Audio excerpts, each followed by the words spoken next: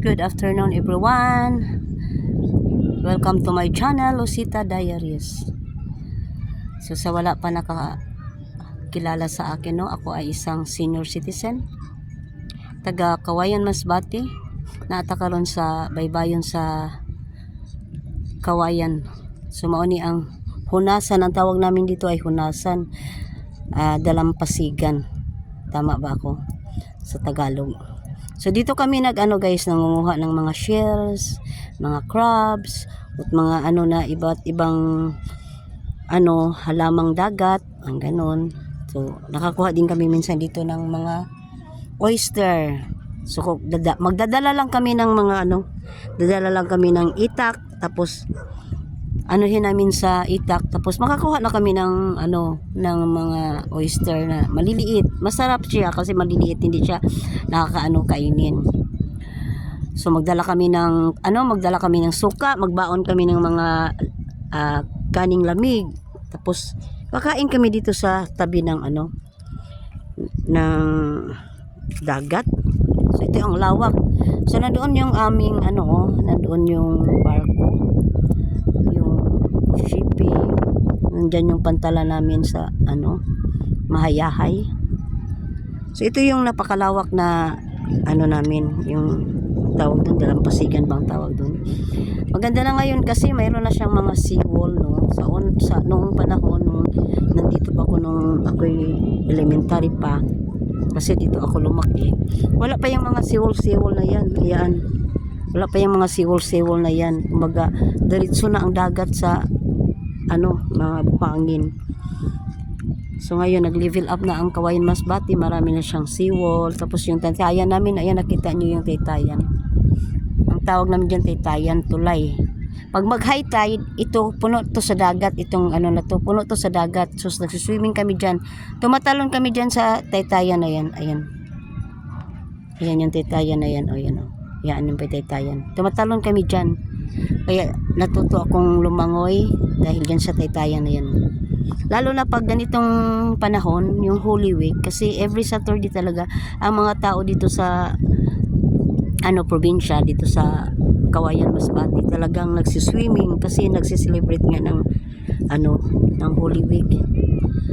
So ito yung guys, yung dalampasigan, yung tawag naman dito ay hunasan. Nangunguha kami ng mga seashells.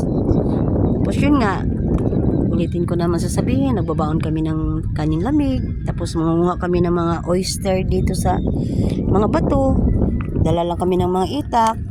Yan, dito minsan may ito namang mga seashells na to, ito yung tawag namin ay pundok-pundok. Ayan, yan, tinatanggal lang namin tong dulo, tinatanggal ito yung matulis na yan. Pag natanggal na yan, magpakulo kami ng ng tubig. Tapos pag nakulo na, ilagay ito, lagyan ng tanglad, sibuyas, kamatis. Ang sarap ng sabaw nito guys. Tapos sipsipin lang namin ito. Sisipsipin lang namin yan. Yan. Kasi may laman yan diyan sa loob. So yan, kami, na tutuwa na kami pag nakakuha kami ng mga seashells dito sa hunasan. Hunasan ang tawag kasi namin dito eh. Tapos ang tuwang-tuwa na kami dahil kaming magpipinsan, dito kami nagbabanding sa pag maglutay kasi ang lawak, ang sarap nito magtakbo-takbo, tapos punta ka doon, tapos mangunguha ka ng seashell, magdala lang kami ng itak, gaganon kami sa may lalabas na tubig na para siyang fountain. Dudukutin namin yan at doon kami nakakuha ng mga seashells to. May pangulam na, diba? Tapos ito namang mga bato, yung mga ganitong bato, pag kaya naming buhatin, bubuksan namin dyan. Tapos may lalabas dyan na mga alimasag. So inuhuli namin. So mayroon na kaming alimasag na maliliit. So ngayon wala na siya gaanong makikita kang alimasag kasi dito kasi sa Kawayan Masbate, iyan po ang aming dito, kumbaga source of income. Marami ditong nagbi-business, nagtitinda ng mga pang-import na nga yung iba yung mga crabs dito sa Kawayan Masbate. Yung iba naman dinadala doon sa Manila or sa Cebu. Kasi ang mahal kasi ng sa Cebu or sa Manila. ang kilo ng mga crabs or alimasag. So yan po ang tawag namin dyan ay pump boat. So yung mga pump boat na yan, minsan bumabiyahe yan doon sa isla. Ayan, may mga isla dito eh. Ayun doon. Yan po yung maliit na isla. Ayan, nakita nyo yan. Yan po ang tawag na bungalon. Sarap din maligo dyan kasi ang puting-puti ng ng buhangin, para din siyang Boracay. So doon naman banda sa malayo, yung laking isla sa dito sa Kawayan, yung tawag dyan ay Narok. Ayan, shout out sa mga taga Narok at sa mga taga Bungalon. So ako guys, dito ako nakatira talaga sa dito ako lumaki sa Kawayan, Masbate. Dito talaga ako isinilang. Yan, mayroon din kaming talaga yung ancestral house namin doon yan sa na yan. Yung dyan, papunta doon. Yung harap lang mismo ng Shimeri. Kasi dito sa Kawayan, mayroon na siyang nag-level up na rin. Kumbaga, na sa tagal ng panahon, dati wala namang mga sasakyan, ang dumadaan lang sa aming kalye, sa kalsada. Lang, tawag dito, mga kabayo, kalabaw, baka, makikita namin dumadaan. Tapos, kukunting bisikleta, kasi noong nakaraan, noong unang panahon, pag mayroon ka ng bisikleta, parang ang yaman-yaman mo na. Kasi wala pa yung mga motor-motor na yan, mga tricycle, mga kotse dito. Ngayon, nag-level up na talaga as in. Mayroon na kaming mall ngayon dito sa Kawayan. Mayroon ng mall, mayroon ng grocery, mayroon ng gasoline station, mayroon ng pharmacy. Sa una, butika lang. Ngayon, pharmacy na guys. Hindi na Bisaya, butika. Pharmacy na talaga as in. Marami nang nag-put up ng business. So, hopefully, mayroon din ditong mag-put up ng Jollibee kasi mayroon na rin ditong Goldilocks, mayroon na rin Andox, lechon manok. So, masarap na balik-balikan. Kaya, ngayon nandito ako ngayon sa amin, nagbabakasyon dahil nag-celebrate ng Holy Week. Mayroon kasi kaming santo na Jesus de Paciencia. Every year talaga yan kasama sa procession. Kumbaga, pamana namin yan sa aming magulang. So every Wednesday, every Holy Wednesday nagsiselebrate ng tawag dito, nagpo-procession So yung santos na sa bahay namin, nilalagyan namin ng dekorasyon, mga bulaklak kasi kasali yan sa procession dito sa amin sa Kawayan, Masbate. So yun guys, nakikita nyo ang sarap, tahimik talaga pag sa probinsya. Tapos pupunta ka lang dito sa Dalampasigan, sa tawag nito sa tabi ng dagat, makakalanghap ka na ng masariwang hangin, tahimik, tapos marirelax yung mind mo sa ganitong sitwasyon, scenario. So yun guys, thank you talaga sa inyong mga suporta.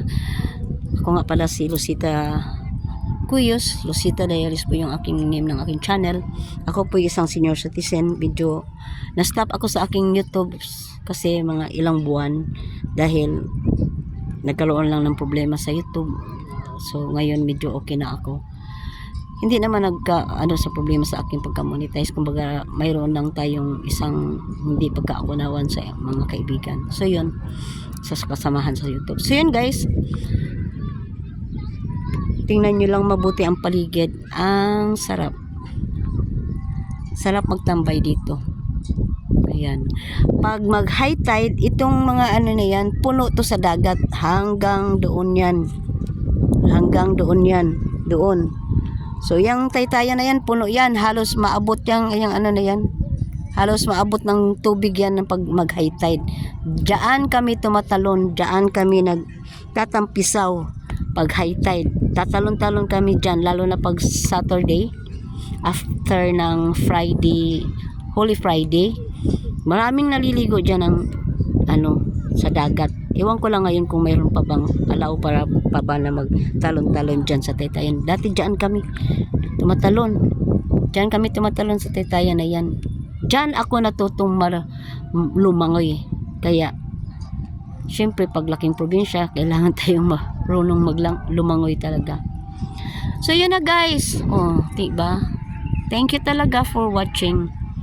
Sarap balikan ang mga nakaraan. Sarap balikan ang childhood memories.